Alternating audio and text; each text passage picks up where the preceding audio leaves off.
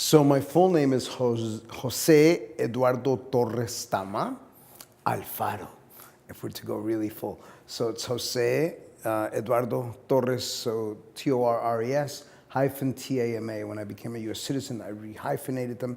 When I entered the United States, much like now, while I didn't enter through Ellis Island, much like many immigrants who had longer names, it was chopped up to Jose Torres, Jose E. Torres, which to me was a direct violation, my first culture clash with the United States of amnesia. And we'll get into why I call it that, because it's a system that likes to seduce its people to embrace forgetting. As an artist from the Latin American tradition, it's all about remembering history. So I've been in New Orleans, metaphorically speaking, about 250 years. In this incarnation, I've been here since 1984. I entered to the port of Miami in 1968 at the age of 7, when the country was on fire, much like it is right now. So MLK had been assassinated in April. RFK got assassinated in late October, early November, and they were about to basically remember the 5th anniversary of JFK's assassination from 1963.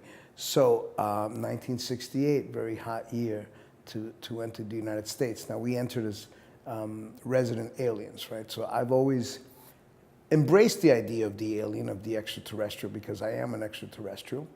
I'm basically here doing anthropological studies on the United States in this incarnation as a brown body, looking at how it treats its black and brown people, because historically, the legacy of the United States, I always say that this country, it's been built on a lie, and that's a real tough situation for a lot of people to believe.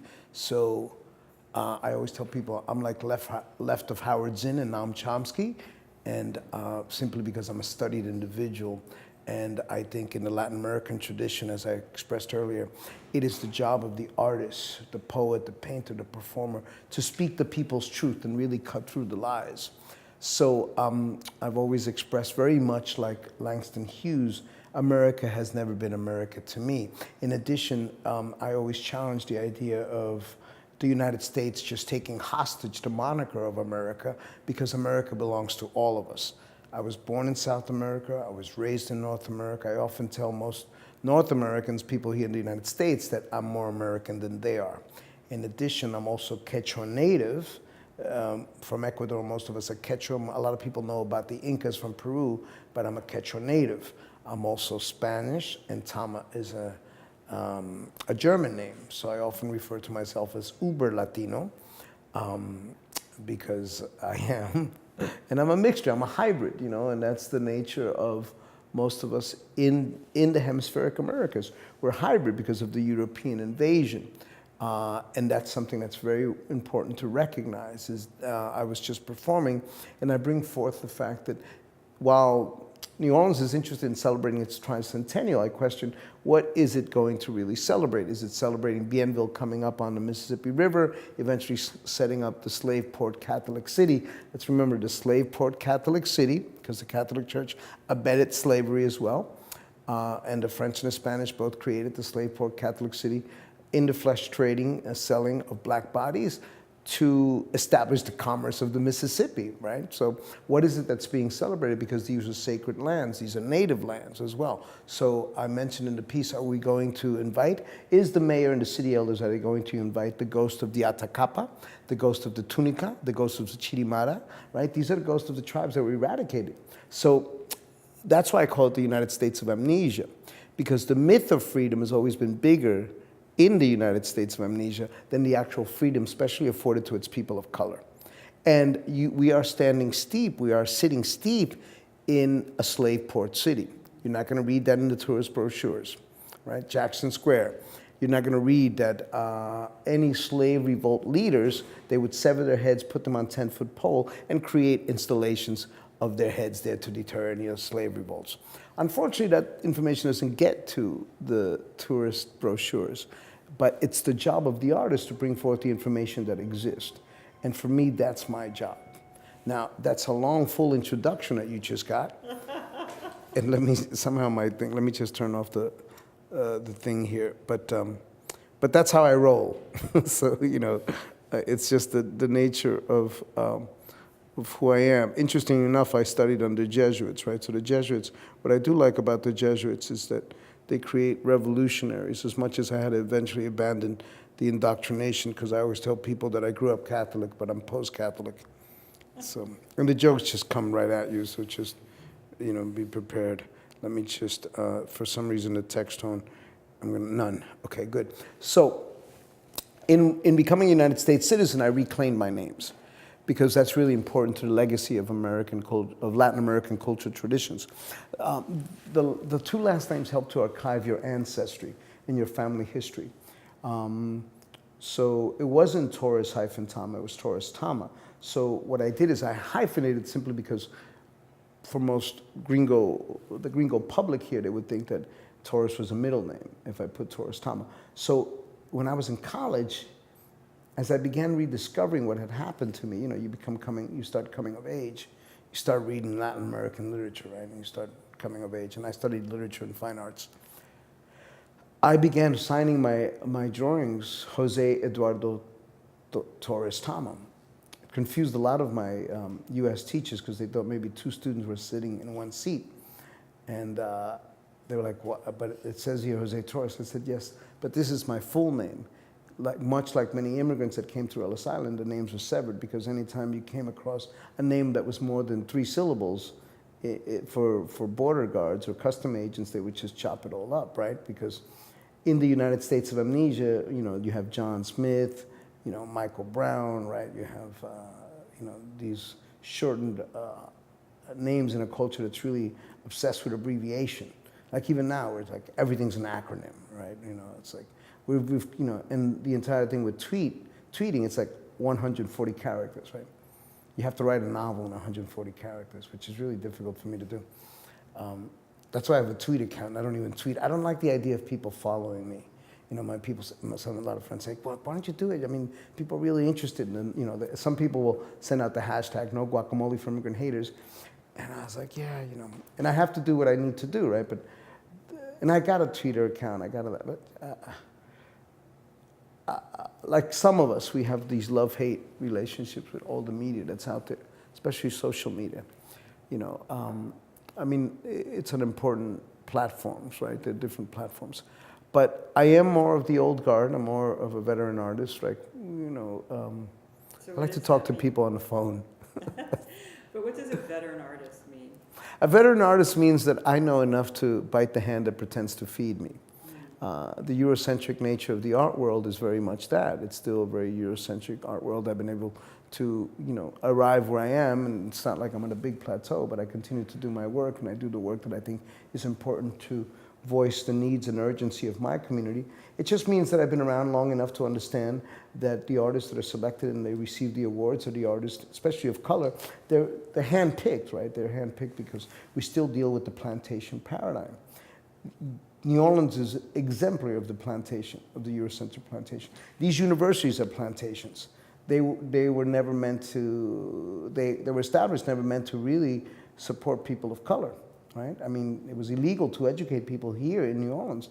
And the same way, sometimes I grew up in New York, right? I grew up in New York, so there's this progressive ideas of the North, right? But I'm very much like, what is it that Ellison says, who wrote The Invisible Man? He said he'd rather see, and I'm going to paraphrase, that he'd rather see the Confederate flag hanging than the invisible walls that he had to deal with up in Boston and New York, because those walls still exist, right? And now more than ever, I think we have an opportunity, really, because the empire has really migrated to the dark side, right? So we have an opportunity to really develop coalitions that existed in the 60s as well, because let's not forget that changes that have happened in this country, like they happened everywhere, blood has been spilled.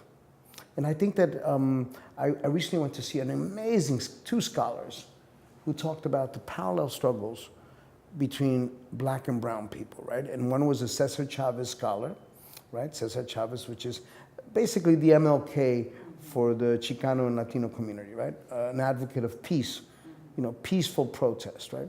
Same way MLK was. And the other was Barbara, I'm blanking out on her name, Ransby, I believe, a scholar from the University of Chicago.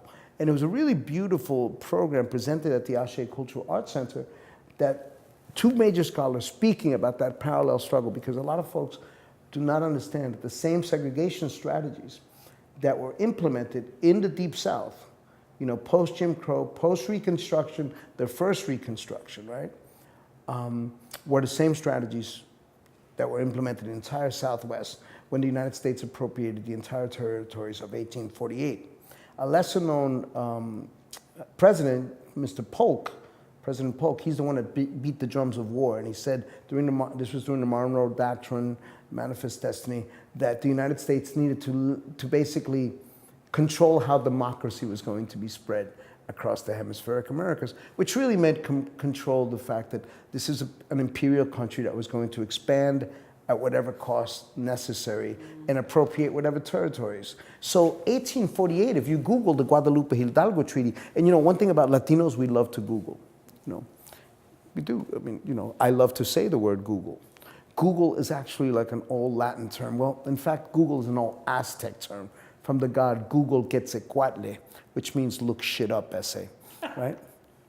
So if you go up to 1848 and you Google before that, all the northern territories of Mexico, from Texas to California through Oklahoma, all of that used to belong to Mexico, all the way up towards the Southwest, right? Towards the Northwest. I mean, all of that. And you look at the maps of the expansion of the United States, you know, it was the same way with Jefferson buying Louisiana Purchase, right? He appropriated all this territory. And Napoleon basically flipped it because he needed money to buy his, to fight the Russians, right? To have his own Waterloo, right? So he basically flipped. And then it went back and forth because this is the only place that had 3 different flags. And I speak all those three languages. You know, I always tell people, yes, I'm an extraterrestrial. I'm an alien. I actually speak 4 languages. I studied French in grammar school and in high school, and then I lived in France, but I also speak Italian, all the romantic languages, right? Speak Spanish, of course, English. I could even buy beer and pastries in German, right? Because I lived in Germany. So this has a tortured history, very much like the United States has a tortured history. So I tell people in the performance, I do this shamanistic ritual where I say, when people, especially Mexicans, are crossing back right now at that Rio Grande border, where the corporate Klansman wants to build some huge wall, they're actually coming back home, you know, because that border did not exist. And for the people who have reconstructed New Orleans, a lot of people do not realize that this city, during this entire anti-immigrant hysteria that was exacerbated to unprecedented heights during the Bush administration because of 9/11, that's when it really spawned again. And there's been, you know, previous episodes. It's not like nothing new. You know, a lot of times people think, oh, this is all new and look at all of this, you know, anti-immigrant nationalistics. Chinese Exclusion Act. Japanese internment. I have a character, right, Pachuco, he dresses like this, he goes, orale, no, it's not like this has happened before. Just look at the Indian Removal Act. Indian Removal Act, signed in by your Andrew Jackson, right? Your president, who was the Indian killer. He hated the native people. I mean, they were straight up Indian Removal Act. They could have called it Operation Iraqi Freedom, right? You know, and so Pachuco gives this, he says, I'm gonna give you a brief history of the abuse of power in the United States of Amnesia. And it's only gonna be a brief history because if I was to present an extensive narrative on abuse of power of the United States, ooh, we'd be here a long time. It would be like one of those Ken Burns PBS Civil War series. They keep going on and on and on and on. How does that white boy get so much money for those droll documentaries? No, I ask myself. And PBS, right? So that kind of thing, right? So when you look at history, like these anti-immigrant laws, a lot of people don't realize, but they're based on the Fugitive Slave Act. The Fugitive Slave Act, 1700s, right? I forget the exact date because we have it. I have it on these film graphics. It comes up. It would say that if you abetted, supported, held a hand, fed, housed any fugitive slave, you too can be criminalized, penalized, and jailed to the full extent of the law.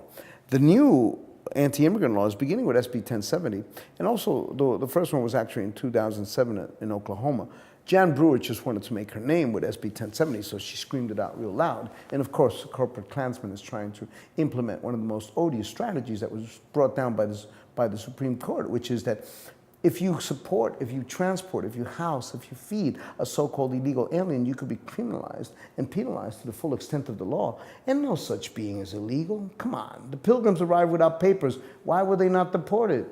Right? Columbus and his 3 ships were the first illegal aliens in the hemispheric Americas. So it's built on a lie. Of course, this, like I'm a big fan of George Carlin, right? And I love the way George Carlin would say, it's like, let it all go down. Let the atrophy begin, right? He's like, one of my favorite things when I went to see him here, and I couldn't believe, I was thinking, wow, it's pretty outrageous. So I go to see him during the Gulf War, the first one, right? When Bush the Elder was in charge. And there were all those parades afterwards, right? And Carlin gets straight up because my first rule, I don't believe a fucking thing the government has to say to me, right? And he says, I don't get all choked up about those yellow ribbons, being put up around. Because you know what this is? This is just about boners. Look at those missiles. They're just going in there. They're phallic symbols, right? And it's about who's got the bigger boner, Saddam or Bush, right? And this is all just a war about males and their phalluses, and it has nothing to do with us, right? And that's why I also gravitate to comedy, right? So within the performance art nature of what I do, there's always comedic relief. Of course, there's conceptual movement. There's all kinds of things. And because I come from literature, there's poetic pieces that happen, right? But because I also come from the visual arts, I really engage in conceptual pieces. Like in this one, there's a moment after all this text has been dropped down where one of the performers, Natty Jones, and Natalie studied theater in Argentina, and she's completely bilingual. She comes wrapped up in an old US flag, one from the 13 colonies, but she has a death mask on. And I come in and I sort of do a dance with her, and I sort of hold her, right? And she's representing the sort of death of the US right now. And I'm painted with my face half blue, and I'm a little bit of this Obi-Wan Kenobi character, right? And I'm holding her, and and I look at her, and meanwhile, Monica McIntyre, a brilliant cellist, and Roberto Carrillo, the Mexican Andean expert, he's playing the panpipes, and they're playing America the Beautiful in the background in a very haunting, conceptual kind of way. And it's a really beautiful movement as we're doing this dance, and we're doing a metaphoric dance of, the crippling nature of where the United States is right now. And it looks very haunting because she's very fair-skinned, Memphis gal, blondish like you, dirty blonde, striking, but she's got the death mask. She's wrapped in a replica of a flag from the 13 colonies, and I'm holding her, and then we move over, and then eventually I'm down on my knees, and she wraps me with the US flag, and almost in a tortured position, right? Meanwhile, my 2 young boys, who are also part of the show, one is 10 and 7, they're holding up crosses. One of them is holding up a large red cross with dollar bills on it. The other one's holding a smaller one. The pictures are really haunting. And it's a visual metaphor for the challenging nature of where the country is. And I'm the brown man. She's the white woman still in death, and I'm being postured in these very dramatic, supplicant, even torturous positions, right? And then at one point after I do that, I begin slowly eating the flag. And meanwhile, America the Beautiful begins to transition, right? So it's very dramatic. In addition to the fact that there's a poem that says, we need a choir of great golden voiced shamans offering benedictions, not salt across our wounds. We need an army of magicians to produce 1,000 barrels of glue to piece back these broken men and women, porcelain souls buried in a soil of dry hope. There are bodies sleeping like flat tires on every street corner. We act the blind ones. The universal pain rattles against windows set up to protect your naked hour of retreat and apathy. Newsmen with an appetite for blood. The American native is walking in circles looking for his land. It was cut up in 1-inch squares for tax owed to the law. And good credit tourists buy his genuine spirits with American Express. with American Express. Their laughter is deep from the waist up. Right? So, some metaphoric language.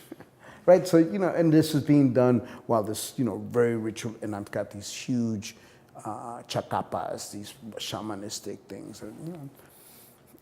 And how to engage, and for me, for example, how to engage audiences, and there's calls and response at one point, because Monica performs a piece called Somebody Call My Name, for all those who have been brutalized by police brutality, right? Because we align ourselves with the Black Lives Matter movement, because our motto is that no human being is illegal and Black Lives Matter.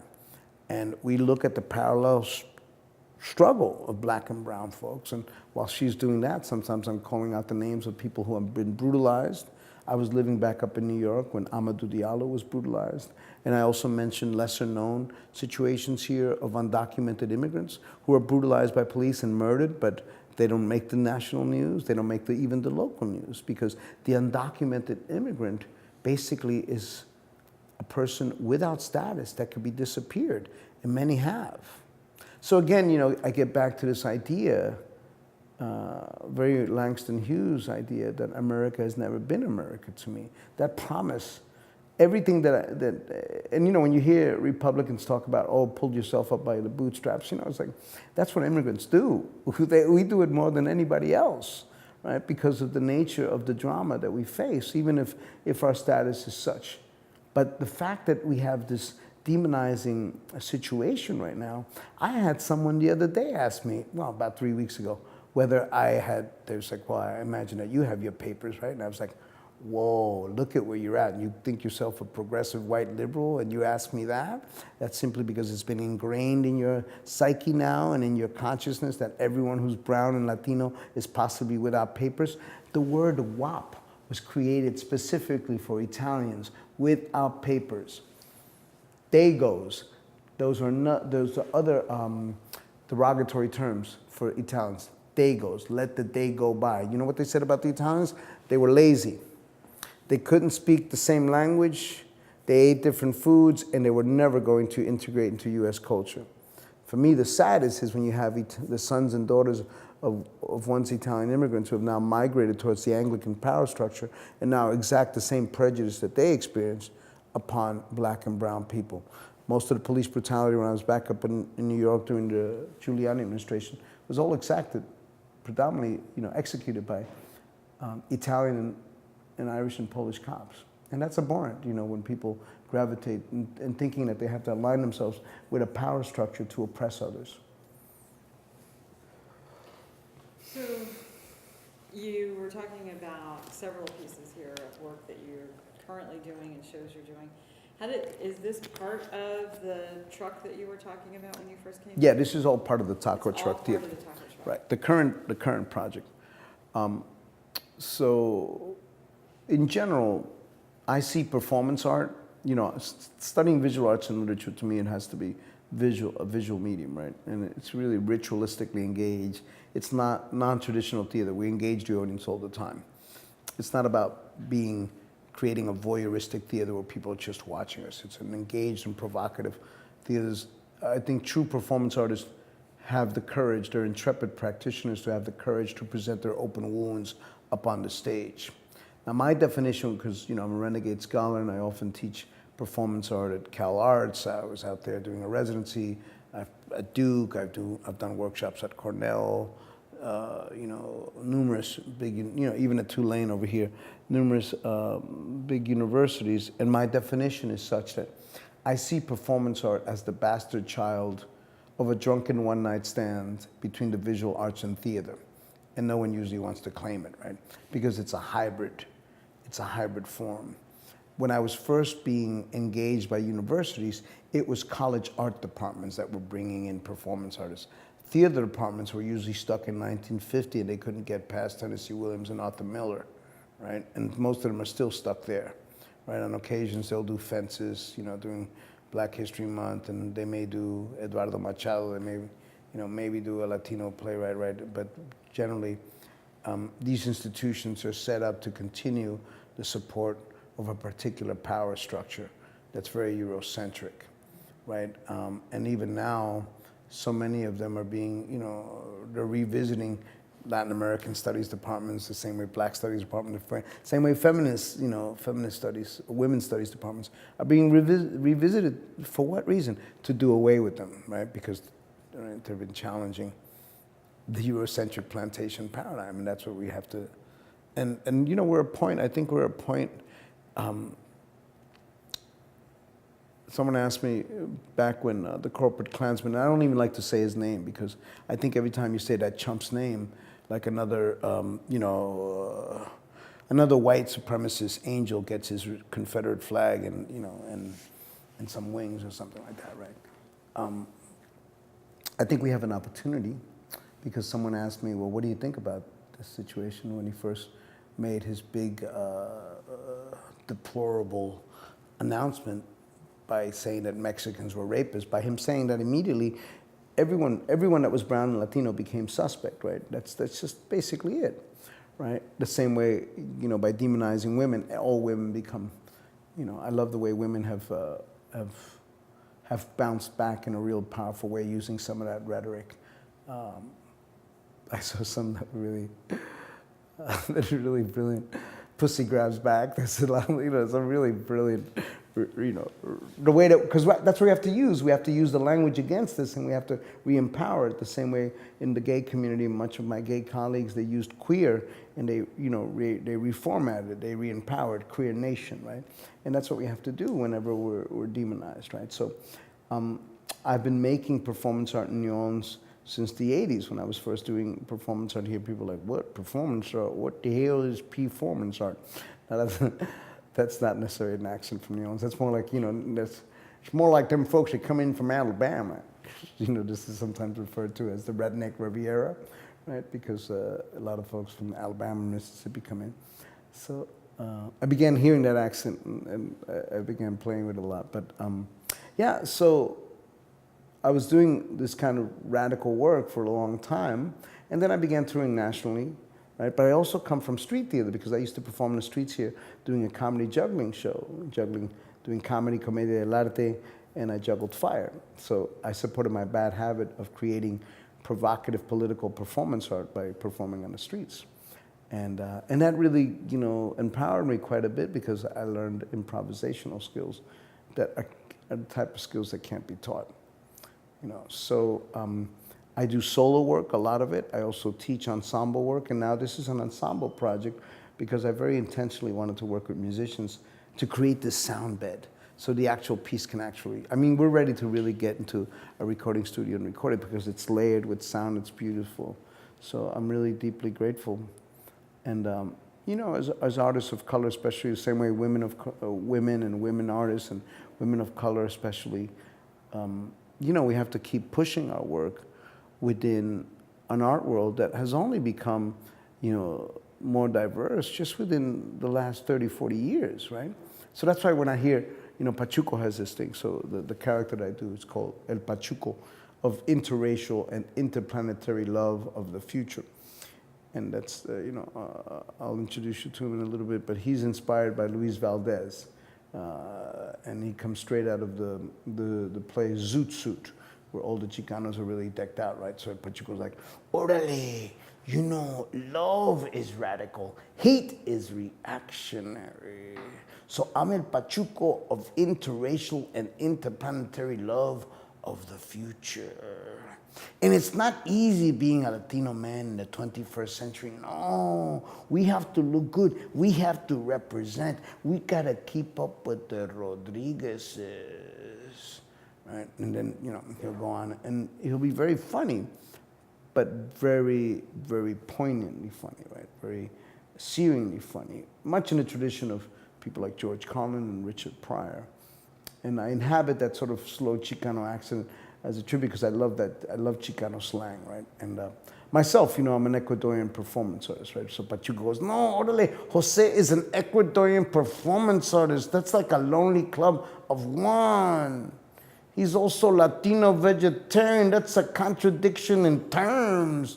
He's like an oxymoron. And trying to be vegetarian in New Orleans? Come on now. That boy's gotta get with it. Have some crawfish, I say, right? So, I always make fun of performance art as well, but it has allowed me as a platform to create this hybrid work. So post Katrina, we were talking, when you first touched base with me, and Jackie had seen me. She had seen me around Mardi Gras time. And my story was really dramatic because I escaped on a stolen school bus 3 days after the levees breached. I escaped on the same bus that Alan Toussaint was on. And it was pretty dramatic. And I saw Mr. Toussaint like a couple of months later. And of course, he passed away in, was it last year? It was last year. In November in Madrid, right? Yeah, that's right. And I love the fact that he was still, performing a concert, right? Because as an artist, I can only hope that I'm still doing what I'm doing at his age, right? And it was really dramatic because I told my friends, I said, we were waiting for these buses on Royal Street. The city, the havoc was increasing. And of course, any person of color knows not to approach the policeman in New Orleans in general. Pre-storm, the policeman always a tricky situation for any person of color here. Is it the same now? I would say it's pretty bad. And what a lot of people don't know is the way that the NOPD has really abused the rights of immigrants, undocumented immigrants, again, because their undocumented status leaves them open for all kinds of exploitation. But the one thing that you should know about the New Orleans Police Department is that during Reconstruction, there was a metropolitan police department that was Creole and African American during Reconstruction. The city was the height of progressive civil rights Reconstruction era in the late 1800s. In 1876, during that time period, there were about 100 elected Congress people, right? Because this is during the first Reconstruction. It was when the North made the deal to abandon the South and leave the South to the Confederacy. Basically, that's what happened, and I don't see Lincoln as the great, liberator. I'd rather see Harriet Tubman over the $5 bill, But again, it's who writes history, right? It's all to really celebrate the power structure. So the Metropolitan Police Department was predominantly Creole and African American. And then the defeated Confederate soldiers become the New Orleans Police Department. How fabulous is that, right? So they've been exacting police brutality. It's been part of their makeup, And in general, the police in the United States, people don't understand that because people with the privilege of skin, of white skin, whatever it may come, whether it comes from your Irish background, your German background, you're protected. You're protected from a police structure that has been generally a paramilitary structure set up to protect and serve, but not to protect and serve the people. It's been to protect and serve the power structure. That's straight up. That's what it is. That's why, when I was growing up in Jersey City, New York, the police would come into, I lived in Washington Heights as well. The police would come into our neighborhoods. They'd beat the fuck out of us. They'd beat us down, for whatever. If there was someone that they were looking a suspect, the billy clubs would come out. Questions would be asked later. So I've always had a fear for the police department. I've never turned to the police like, oh, let me call the police to help me. No, that's not part of, it's not part of most, men of color and people of color in general. I've had to sue the New Orleans Police Department here for near police brutality because I also, when I was a street performer, I also exposed the way that the New Orleans Police Department was brutalizing and shutting down the brass bands. I know Kermit, I know James Andrews, I know a lot of them because I was one of the activists in the 90s to actually expose what the New Orleans Police Department, not only was I performing on the streets, but I was writing about it, right? Because I'm also a writer, and I wrote about it, and they came after me, they targeted me simply because they knew I was writing about it, because my articles were getting published in the Gambit and the Times-Picayune editorial pages, that they were, selectively brutalizing, and it was mostly artists of color. I was the only juggler of color. Predominantly all the other jugglers were white boys that juggled, and they did well, but I was not only an artist of color, but my work was always on the streets a little bit more political, right? Because that's just my name, I would just play with that. And I exposed a lot of it. The New York Times came down, USA Today, because they were shutting down the brass bands. And that's why I know James Andrews, Kermit Ruffins, I see some of them, the Rebirth Brass Band, the Little Rascals Brass Bands. I know all of them because we all know each other from performing on the streets in the 90s. So the police brutality here has always been, a concurrent situation to beat people down, And post-Katrina, you saw it straight up. I mean, the Dassinger Bridge situation, I don't know if you know about it, but yeah. I mean, a Louisiana judge just vacated the sentence after the federal judges, found them guilty because they conscripted black and, white policemen after shooting down these innocent African-American civilians who were just looking for help. And they invented stories that they had weapons.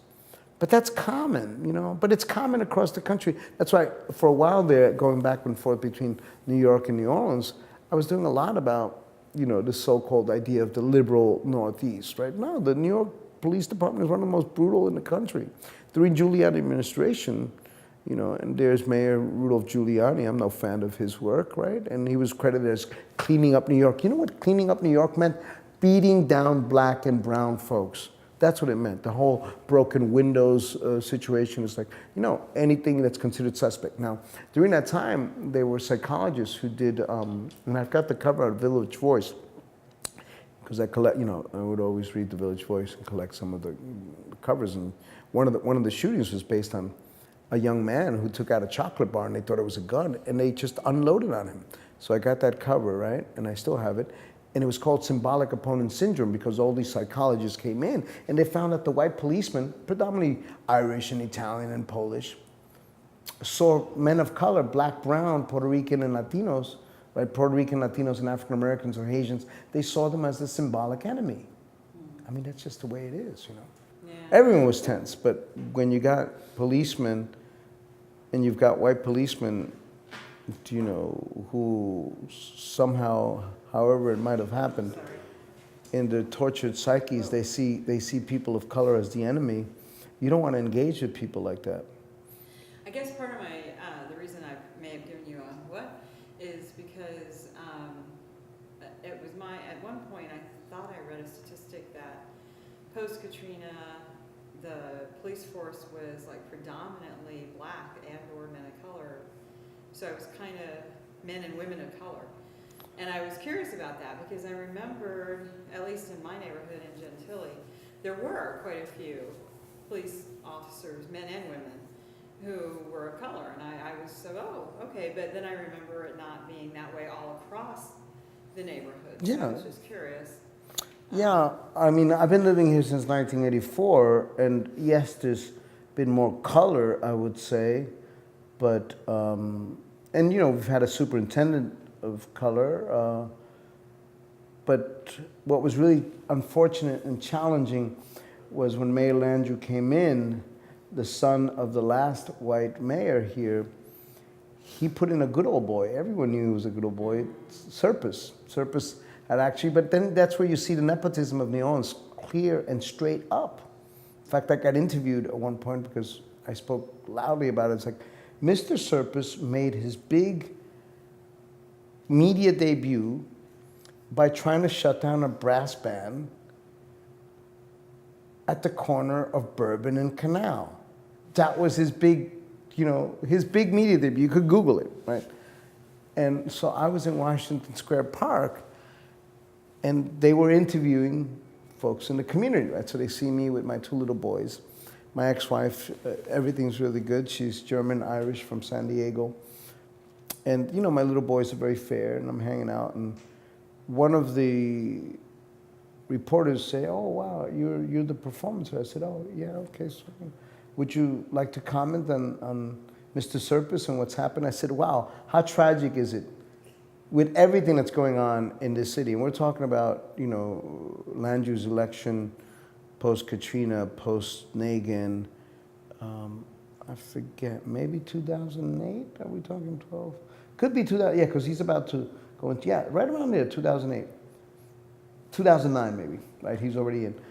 And he hires Serpis, much to the chagrin, much to the opposition of a lot of community organizations. No, Serpis turns out to be a driver for his papa, right? And he got gone to Nashville and worked over there. So that nepotism never leaves New Orleans. I mean, it doesn't leave anywhere, in, because it's part of human nature. It doesn't leave New York. It doesn't leave any, even worse in rural areas. I mean, But it was straight up there, and he makes his first big media splash by trying to shut down the TBC, the To Be Continued brass band on Bourbon and Canal. One of the great young brass bands that immediately came back after being dispersed to, post-Katrina, right? It's like, that's how you make your big media splash with everything else that's going on? So, and then, he didn't last too long. And in fact, I knew one of the leaders, one of the community leaders. Actually, she's a scholar from Tulane.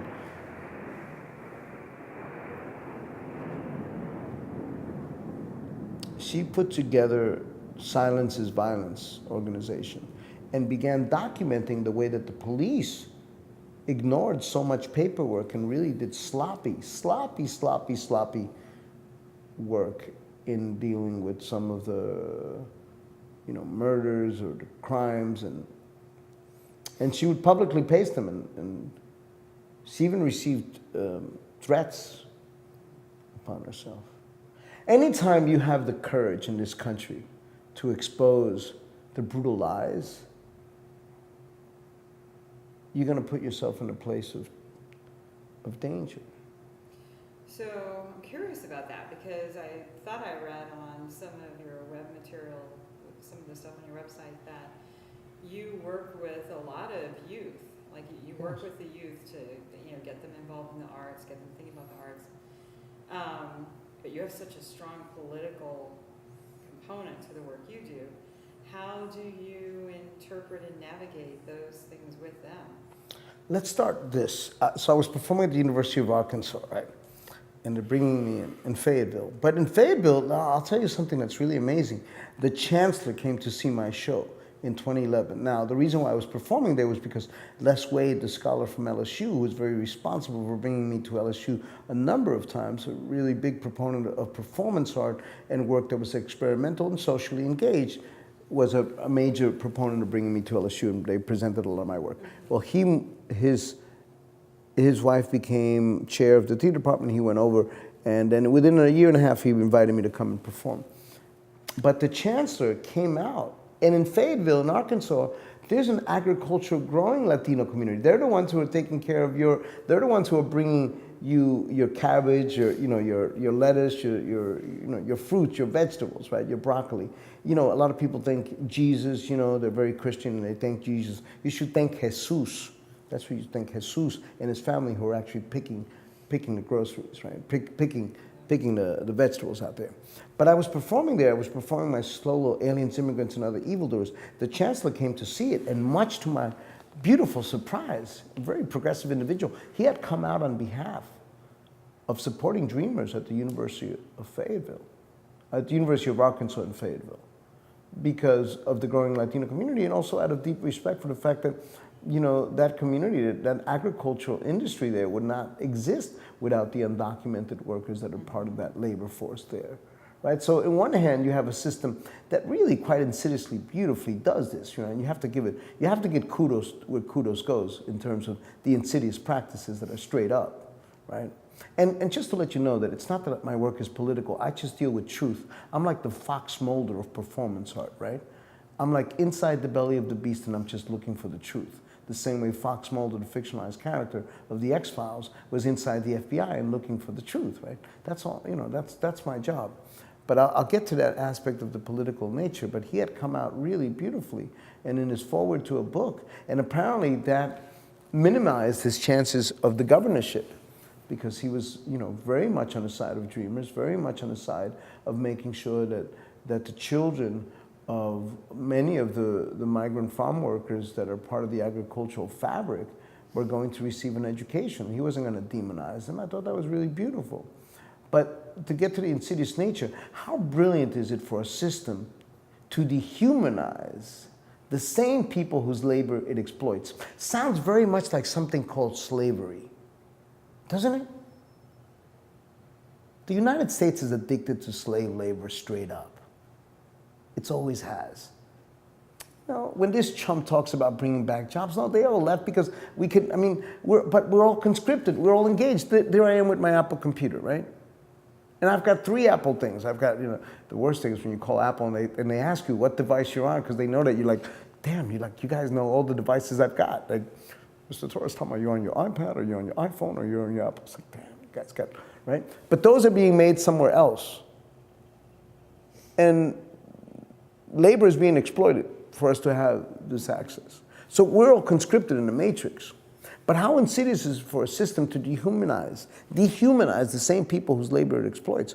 It's brilliantly insidious, and that's what slavery was at the same time, right? So, you know, you have a system that's addicted to, you know, to that slavery, and it's not a matter of being political. I think I just don't have the urgency of art for art's sake. No, I'm sorry. I can't just deal with the,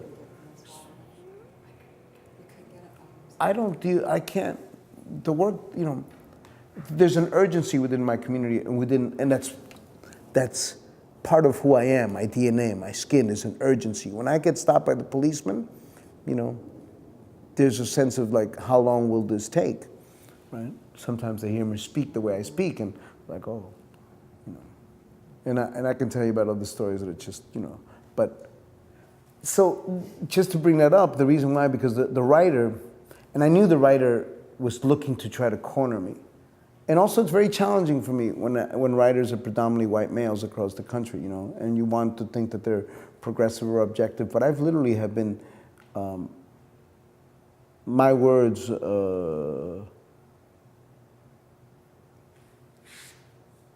I've been set up sometimes. Mm-hmm.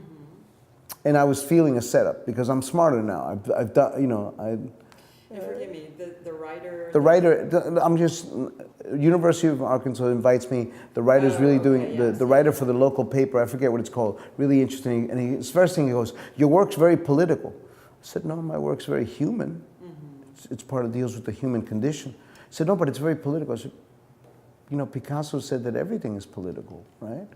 Anytime you make a decision to say that you're apolitical, it's already political.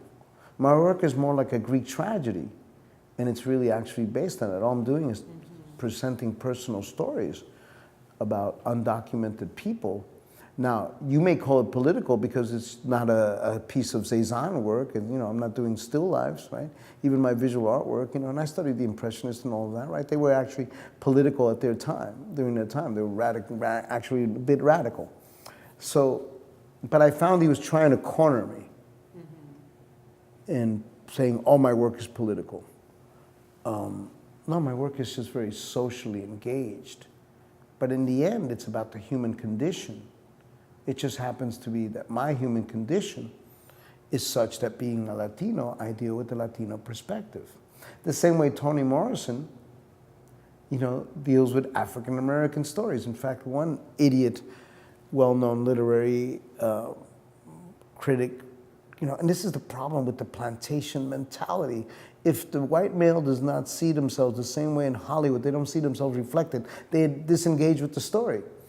And one critic said in the 90s when she had just won a Nobel Prize, like, wishing that she would start writing about other than just black people, something along those lines. Come on now.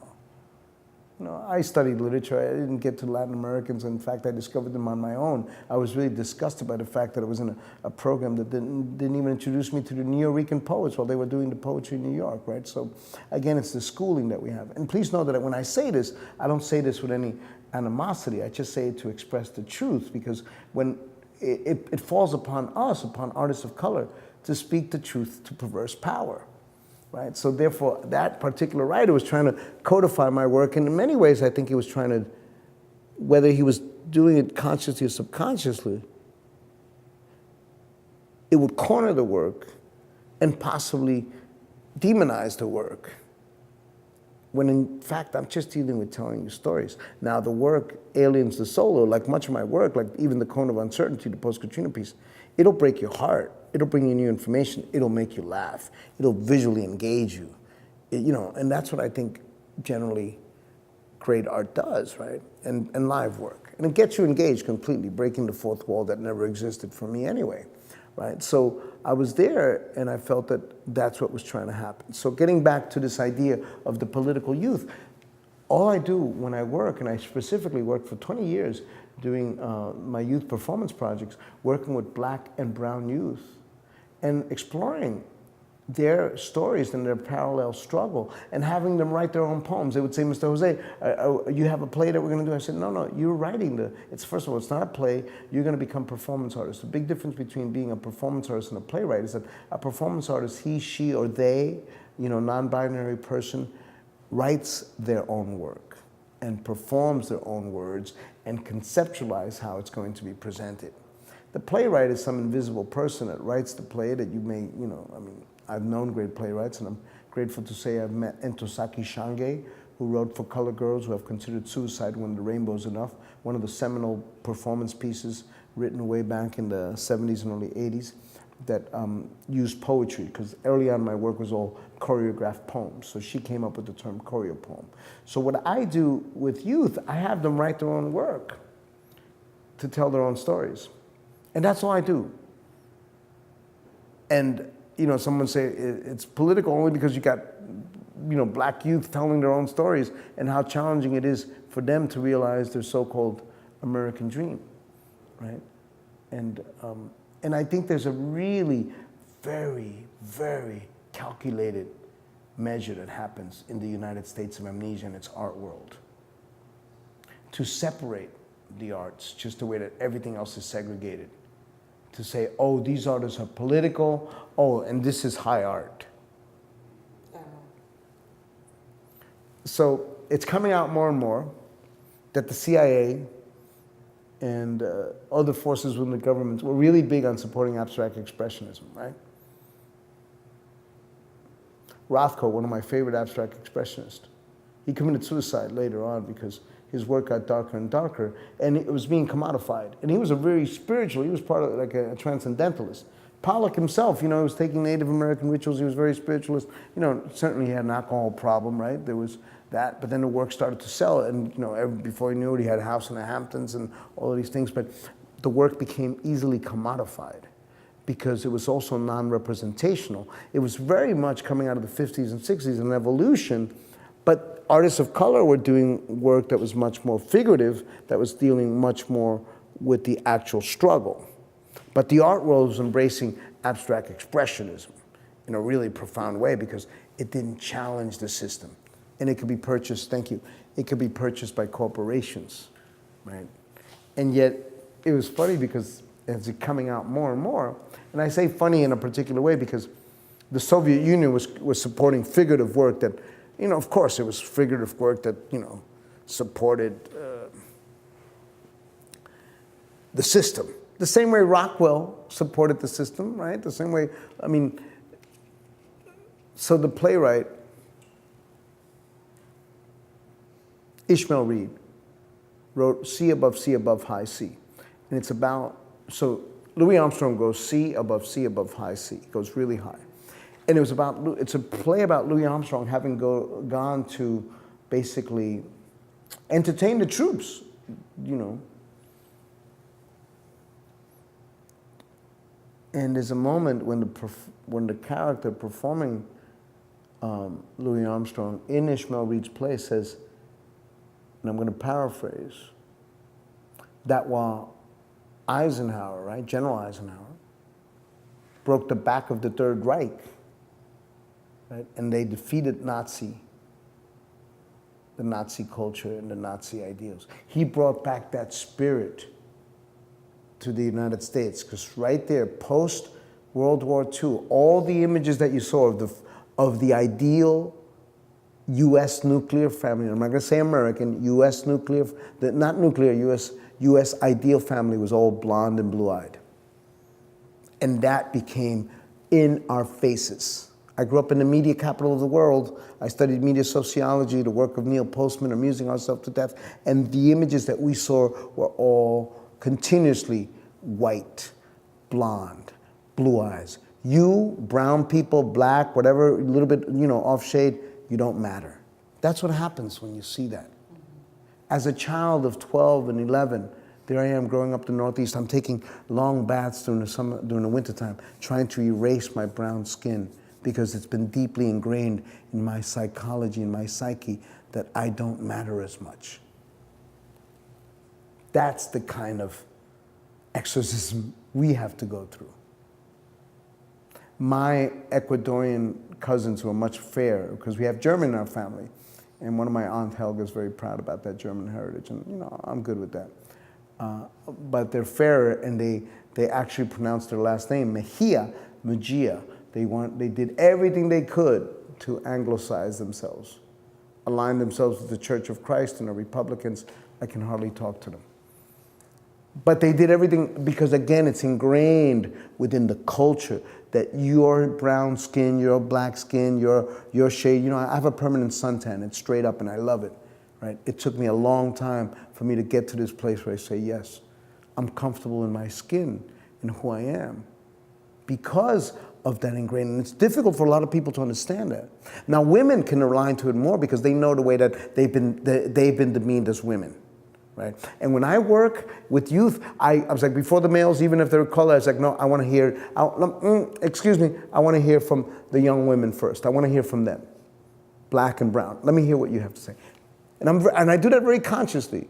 Like, Mr. Jose, why are you like, because I believe that, they need to speak. And I'm very conscious of that. So I was very proudly invited by, I recommend her book. Lisa Delpit, Harvard graduate, wrote a really radical book called Other People's Children, about Harvard educated, right? Creole, about the problematic nature of so-called progressive white liberals teaching in schools of color across the country. And the unfortunate aspect of the subconscious nature that may be in there, whether they want to believe it or not, that they believe that the children of color need to be more pampered rather than held to particular standards. When I work, and I've worked across, and this happened in Portland, Maine, El Salvador, it's really beautiful. El Salvadorian, Eritrean, African-American, Nicaraguan, because Portland's one of these refugee cities, Dominican, Puerto Rican, and again, some other African, and they stayed together, the youth of color, because there had been some race riots, and I'm doing a project there. It's early on, like 96, 97. I went a couple of times. Really amazing. I worked there 2 weeks intensely. They memorized, performed. One of the teachers comes up to me and goes, wow.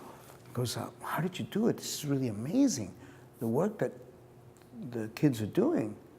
I said, well, I come in with a belief that they're all brilliant.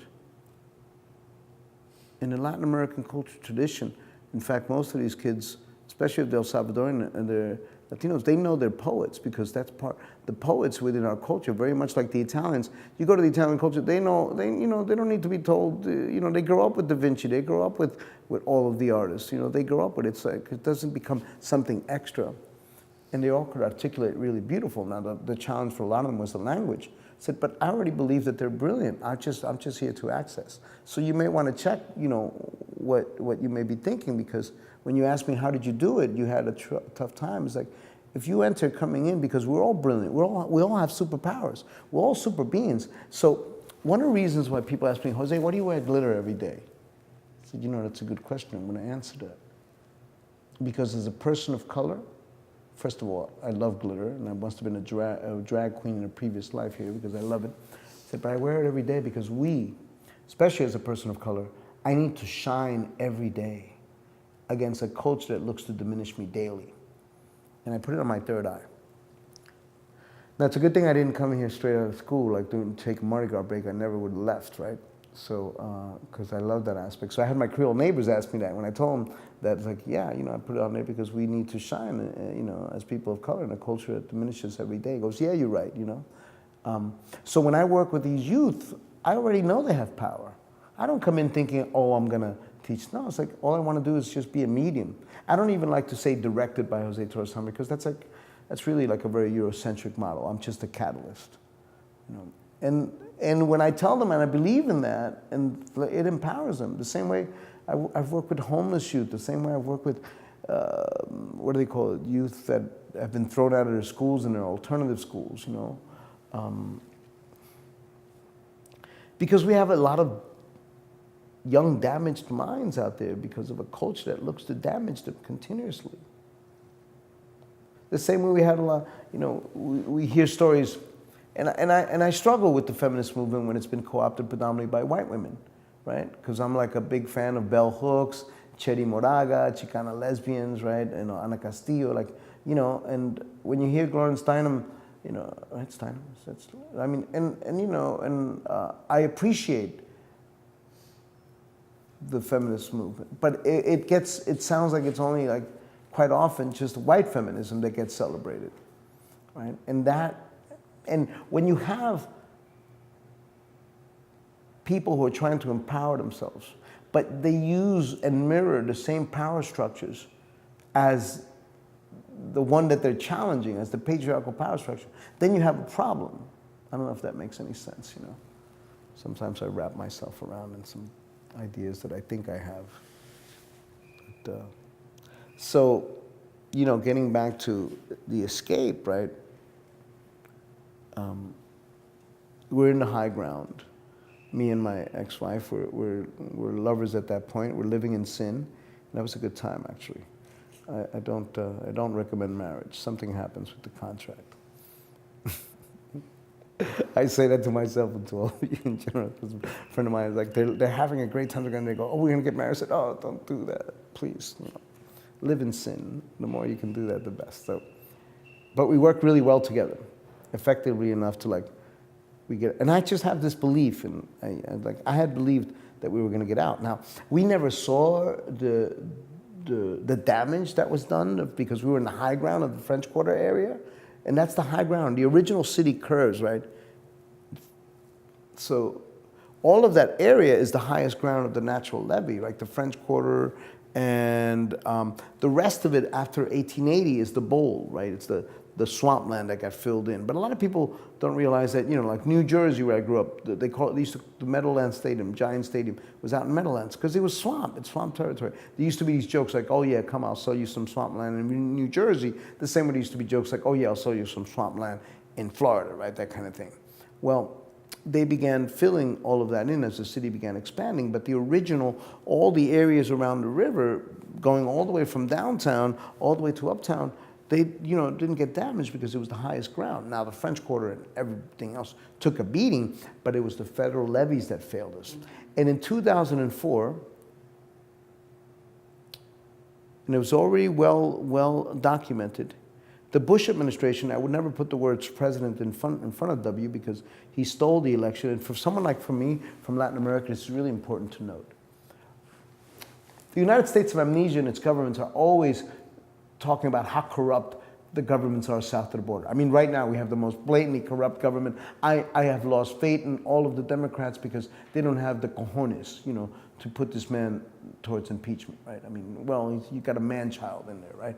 I mean, there are papers of impeachment should be filed like yesterday or a couple of weeks ago, or, you know, or early on. I mean, I always joke, and Pachuco jokes about it, but I won't go into the Pachuco voice. Like, how is it that, because I talked about this and I lectured during the Bush administration and the abandonment, because New Orleans was criminally abandoned to apocalyptic heights by someone who stole the presidency, right, who was awarded it by a judicial coup of judges that were Republican handpicked, and he abandoned New Orleans, and people died. So how was it that people died, and yet you had a Clinton problem? Yes, man couldn't keep his pecker inside his pants problem, right? And he got impeached for that, and yet people died during Katrina. And there was no papers of impeachment. I was writing a lot, and I eventually started writing for National Public Radio for Latino USA. But we were abandoned. Now I and Claudia and myself, we didn't see all the flooding because we were in the high ground. We thought, wow, this isn't so bad, right? But we didn't have access to television.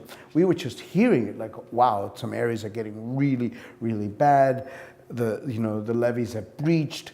It's gonna, they're looking to implement martial law. You're not gonna be able to get, you couldn't get out, and some people were still getting out with their cars if they could in areas that weren't so deeply flooded. There was still, we just happened to hear rumors that there was the hotels, the Omni and the Monte Leon were gonna try to get their people out, the tourists.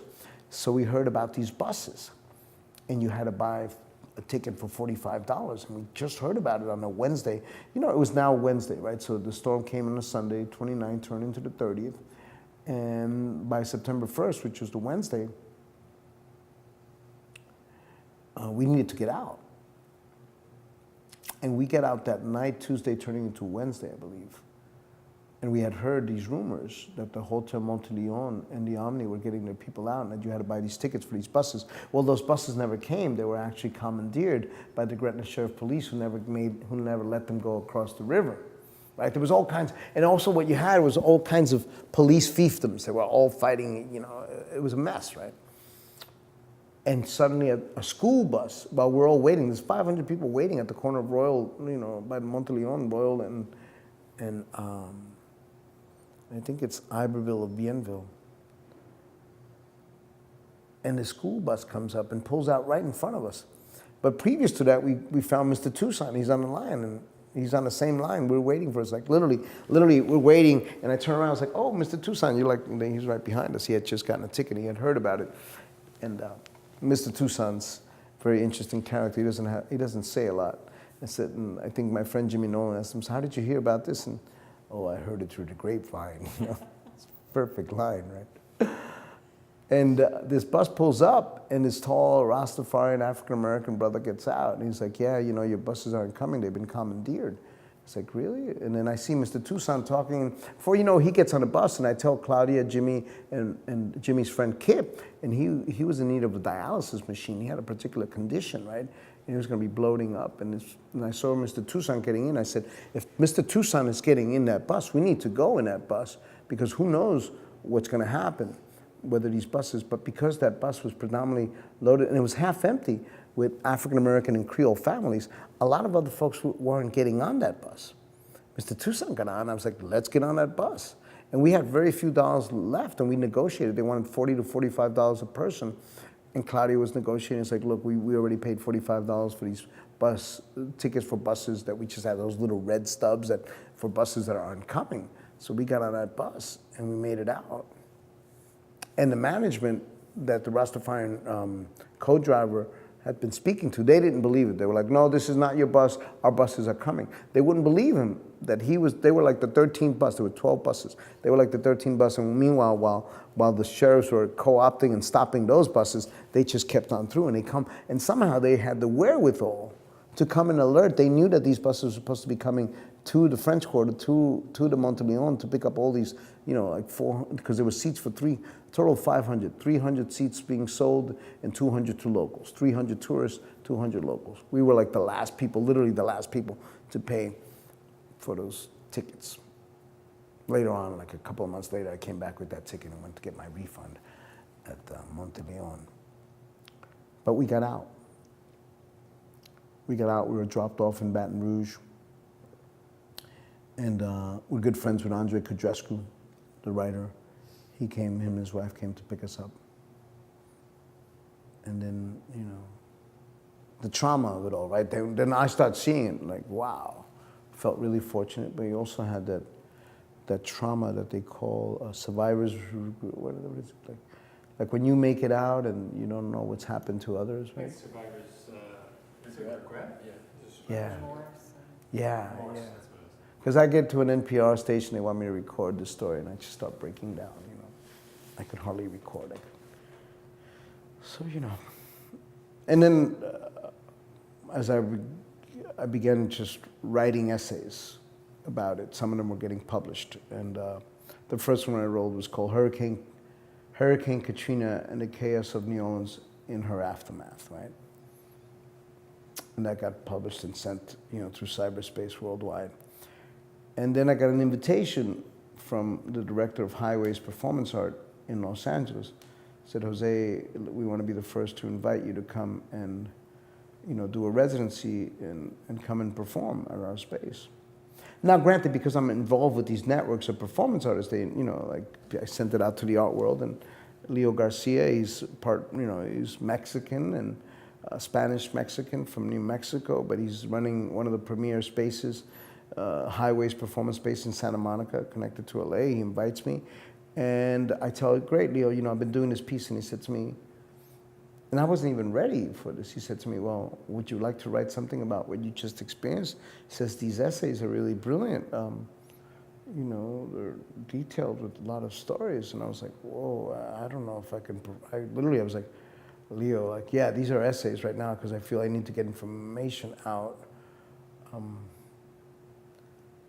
I don't know if I can, I don't know if I'm ready to perform a piece. And I said, well, let me think about it. Now, give me 24 hours, right? Because I'm like an ex-New Yorker. I needed to have done it yesterday, right? But normally people would ask that. I was like, I don't know. And I was like I am speaking to you now. I'm like, when I get nervous, I stutter. And I was stuttering. And then I talked to Claudia, and she said, yeah, write it. I mean, she was encouraging. So the following day, I said, all right. But I'm going to have to it's going to be like a work in progress. So he says, okay, good. Well, let's do a residency where you do 3 or 4 shows. That way you could work it out. And you just do one workshop. You did it for a week. Because these residencies are predominantly, you'll do 2 shows and you do all kinds of community activism. But we wanted to work out the show, and it was totally raw. I mean, I was literally putting together the script and sleeping with the script, hoping that in my sleep they would be memorized. Now, I memorize well. I usually can memorize 20 pages of a script in about 3 days. But, it was also very challenging because as I'm writing, I'm breaking up in tears about everything that's going on. I'm kind of falling apart. I'm still very raw. But it's the first piece that gets put up by an actual survivor. Remember, we were called refugees, right? So the first piece. Now, all of a sudden, all these people across the country had been watching it on television. They started putting plays together, and it was very, very challenging for a lot of us from New Orleans who had experienced it. And all of a sudden, some people started to get putting together plays. And someone heard about mine and was like, oh, would you like to send your script and someone will perform? I said, no, I'm a performance artist. No one's going to perform my words, But it started to happen, right? Everyone was performing, putting together plays, about what they experienced during Katrina while watching it on television. So I can proudly say I believe my piece to be the first one that was staged, and we staged it by November 10th, 11th, 12th, and 13th, Wow. right after the storm. The November after the September. The November after Wow. the September. Now, I had already had plenty of work aligned as I tour. I was at University of Michigan. I was a couple of the places, I was already touring. But I was touring another piece called Between the Pen and the Sword, which looks at my personal experiences, challenging all these injustices, and in what fashion I'm going to do it, whether it's going to be the pen or the sword. And of course, metaphorically speaking, I'm a poet, so therefore, I'm trying to challenge it, like in the Ambrose Bierden kind of way, who said, my job is to write the most horrific things in the most poetic ways, right? And I'm paraphrasing, but I really love that quote, because Ambrose Bierden was fed up with the press of the United States then, and felt that the press had gone to shit, basically. It had just become, the journalism wasn't what it was. And what did he do? He went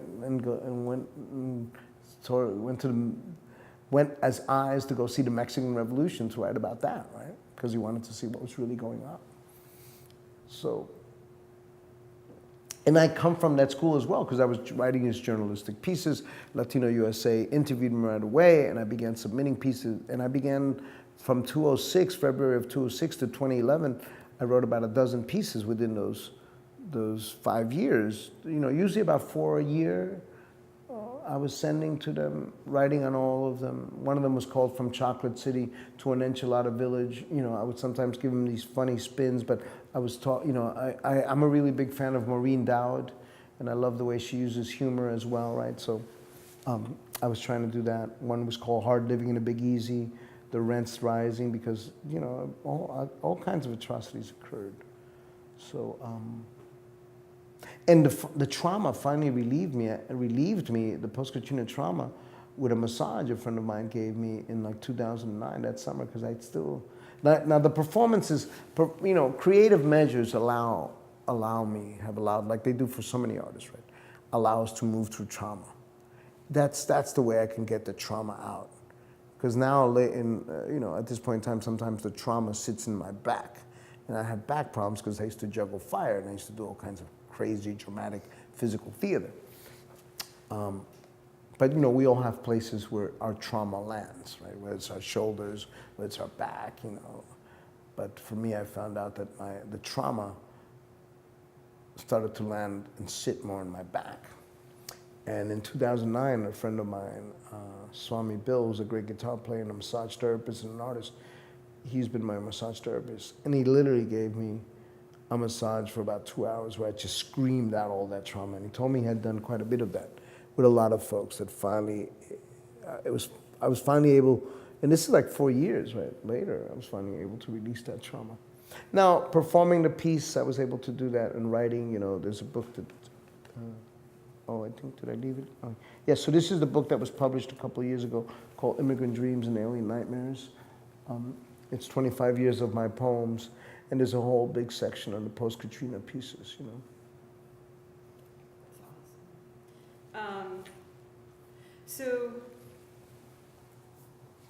you perform, you perform, and in the creative process, you get your ideas out there, you raise awareness, you're bringing some understanding, hopefully, to people who might not otherwise be able to access it. What would you like to see things be like in New Orleans and elsewhere? Are there methods to inclusion that you have thought through? We have to be very intentional.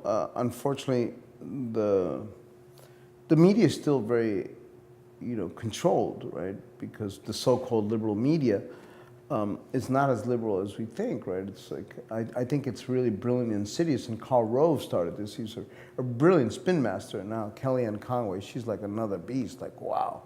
Like Trevor Noah says, Conway, it's already written in her name. She's a con artist, right? Like, the way that he also satirizes Bannon and says, like, Bannon, it's like banning people, it's already in his name. Like, wow. There's this belief that, and the corporate Klansman was able to capitalize on it, that people of color have taken the reins of power in the United States of amnesia, which is absolutely false. Some of us have now maybe peppered universities, but let's be very straight up, right? This is still a Eurocentric dominated culture. In fact, what you're hearing now is that the migration that will be allowed will be predominantly from European communities. But that's the way that it was done already, the way they invited German and the Irish to come and displace them. Why there are so many Germans in Texas and San Antonio? Because they invited them to come in and help eradicate and marginalize and suppress the Chicano Mexicans, the rightful landowners, because the 1848 Guadalupe Hidalgo Treaty, very much like all the Native American treaties, actually said that the Mexican rightful landowners would keep their properties. That didn't happen. They were stripped of their properties. And if they refused, entire families were lynched. Entire families. So we have a lynching history of the South. We hardly know anything about the lynching history of the Southwest, and the way Mexican rightful landowners and families, entire families were lynched after that 1848 Guadalupe Hidalgo Treaty. Until the country comes to terms with the fact, too, big aspect, I think, to really look at this reality, that the so-called beacon of democracy in the free world, the United States of amnesia that seduces its people to embrace forgetting, has been built on the near extermination and genocide of Native people, the enslavement of Africans to build empire, and the appropriation of the northern territories of Mexico from Texas to California to appropriate imperial destiny based on the Monroe Doctrine of its time. Until it comes to terms with that, and until it comes to terms with the fact that we have to stop celebrating genocide of Native people as European discovery, nothing's going to really change. Because power, I think, what is it, Mao said something like that? People just don't give power away, power. A friend of mine quoted that recently to me. Mao said something about, power isn't easily, Like, oh, here, I got some power. Why don't you have it now? Right? It took Gandhi to bring down, you know, and what do we as people of color have to do? We have to embrace poetic and methods that are more humanistic, because I'm a big fan of the Doors, right? And Jim Morrison said, they've got the guns, but we got the numbers. And we got the numbers. This is the last scream of a patriarchy. Because I really believe in the youth that you know, the Bernie Sanders, like Pachuco says, orale, I was feeling the burn. I was feeling caliente. Bernie Sanders, that 70-something Jewish man, was getting me hot because he was speaking some truth. Bernie, I love you. And what do we do? Oh, even your own party shunned you, right? Because he was too much, socialist, communist, you know, come on, he's a progressive individual. But look at the media. They would give the chump all the time in the world, and Bernie had the same amount of people, 70,000 riled in youth, you know, people of color beginning to join the coalitions. They'd give him 3 seconds. The media, we're getting played, homie, we're getting played all the time. We're getting played. Besides, the party do this. They say that Latinos were not conceptual. Yeah. Democratic Party, Lyndon B. Johnson wrote that Voting Rights Act of 1968? 64, thank you. 64, all of the Dixiecrats, the segregationists, what do? They jumped over to the Republican Party. They jumped over to the Republican Party. They jumped over to the Republican Party, the Dixiecrats, the segregationists, the George Wallace. In fact, there's been so many comparisons made to George Wallace to this corporate Klansman because he was straight up about his brutality of white. And a friend of mine tells me, don't call it white supremacy, white mediocrity. We artists of color, we have to kick ass to be able to be anywhere, you know, allowed into the plantation. The same way women, the same way writers, you know, women of color, women in their general, just to be able to, you know, to get into that patriarchal power structure that just wants to control everything, you know. So what do I see as a solution? My children. Darius and Diego Torres Copeland. They just performed with us, 10 and 7. Their mama sings with the opera, so they've been they've been part of the children's opera chorus. I see hybrids. I see the conscious youth, the very conscious youth that were on Bernie Sanders' side. Right? I see those people, the millennials, the ones who are like not putting up with this nonsense because this is the last scream of a dying patriarchal dinosaur. And actually, it's an opportunity rather than how dark it's gotten, because it's gotten really dark, right? And let's not forget that I wrote a piece called Between Barack and the GOP Hard Place on Immigration Reform, because Mr. Barack, the son of an African immigrant, the tragic mulatto that he was, he deported 3.5 million immigrants during his entire period, and a lot of African Americans, you know, like grapple with that. And I've said it in lectures because, yeah, we called him the deporter in chief. Anyone with any activist and, you know, awareness in terms of the immigration issue knows that, right? But my children, they're Quechua, Ecuadorian, German, Irish, little gringos of the new millennium, and they are the future. And I tell them, they know. I said, you are the future. Not this corporate Klansman, you know, and we're very much, you know, children are so brilliant, man. I've learned so much. I've learned how to love. I've learned how to be more expansive, and I've learned to appreciate those brilliant minds. The trauma at my children's school, the international school, which is really diverse. You've got teachers, all kinds of colors, all kinds of teachers from Latin America. You have students learning French, learning Spanish, learning Chinese, right? You have Muslim students, you have African Americans, you have Latino, you have white, you have the diversity of rainbows that I love to see. Every year at the parade that they do for the international school, I come to tears because they represent so many countries. The Wednesday after the selection, the trauma was so palpable. It was so palpable. Like, wow, it's so palpable. Now, I'm grateful that I live in the blue city in the red state, because New Orleans goes like 87, 88%, you know, Democrat. But the parties do this, right? And I sometimes wonder, are we getting played? The Democrats, you know, we've had 8 years of Democratic rule, right? And then so, and it wasn't like, you know, yeah, I don't want to get off on the subject with Mr. Barack Obama, who I think will go down as one of the most intelligent men to have been awarded the presidency because he's a great rhetorician. And believe me, I was like one of the Latinos, Obama nos, which is like vámonos, which is the Spanish word for let's go. We all, we all played with that word, Obama nos, we were supportive. Now I had to hold my nose when I voted for Obama the second term in 2012 because by that time he had his immigration deportation apparatus was in full force. And the wonderful Maria Hinojosa, who introduced the award-winning journalist for Latino USA, who introduced a lot of my pieces, she put together a piece in 2012 called Lost in Detention, about the fact that immigrants get lost in these detention jails and so many being deported. So I believe that the solution is going to be the hybrid children that are being born in these United States.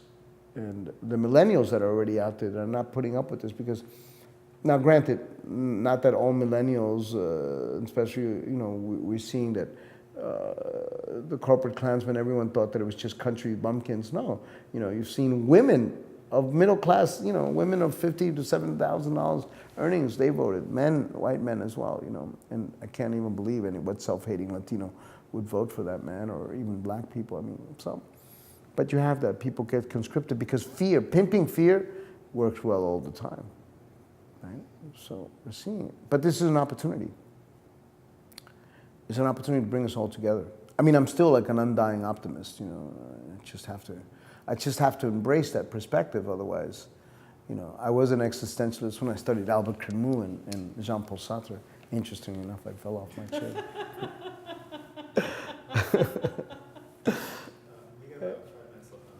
Okay, so let me add, I usually give these guys an opportunity to ask questions Yeah. too, so if you are Yeah, of course. okay with that, do you guys have any questions? I think I was really going to ask about what your future projections were. So I think it's been answered. I like the optimistic outlook. I think that we could use that. I think institutions like this need to really, put their money where their mouth is. Everyone. I get invited to speak at major. I'm a renegade scholar, so I speak a lot at universities, and I'm grateful to do that. We're going to be doing a project at Memphis and Duke later, and I'll be going back to Duke for the third time. In Memphis, I'll be there for the first time. But if we are in liberal bastions, right, it's supposed to be in progressive institutions, their money needs to be where their mouth is. That means the diversity that's being championed needs to be exacted and put forth, not just by tokenism, by putting people in, making sure that the doors are open. Because affirmative action, the records show it's predominantly white women who have benefited from affirmative action, right? So we need more women of color, more professors of color, more, we just need them to be in their places, in the places that, and these institutions have an opportunity to do that. So, and the media, it's its own problem because, look, when Eiffels just passed, right? I loved when, at least she offered a perspective, right? We have to have that. We have to have that diversity. NPR is one of the biggest problems with their lack of diversity. Right? The same way Hollywood is. Look at that fiasco. Oh, by the way, Moonlight won. Oh, like La La Land, Moonlight. Like, oh my God, right? What a fiasco that is. But it's evident of what happens, right? Like I say like Pachuco says, orale. When I hear politicians say, let's take America back, I'm like, how far back do you want to go? Like 1950, not a good time to be a white woman back then. Certainly not a good time to be gay, and certainly not a good time to be a Jewish filmmaker in Hollywood. Google it, Elia Kazan, right? So that kind of thing, right? So, but if we had more Native American filmmakers, we would possibly have more about the Native American genocide, right? So, where do we stand? You have to be very conscious. My good sirs, thank you for the voting rights number. You're very welcome. Go. How much time? We're still good if you got a question. If you don't worry about it. Question? Yeah, I like your use of some masks. I was looking at your, I believe it was the alien one. Yes. And, how many do you use, and what kind of props, and how big are some of these setups? Yeah, thank you. Sometimes I get involved so much in the The artistry is my love, right? So, you know, I write. And so within Aliens, Immigrants, and Other Evildoers, so I work with John Grimsley, who's a brilliant lighting designer here.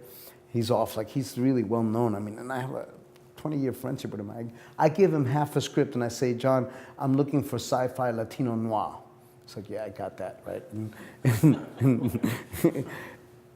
But there in that piece, you'll see it's a mask within a mask within a mask. So I've got the alien mask that's very easily constructed with this very blank face that I dress up a little bit and give it this cone type of thing.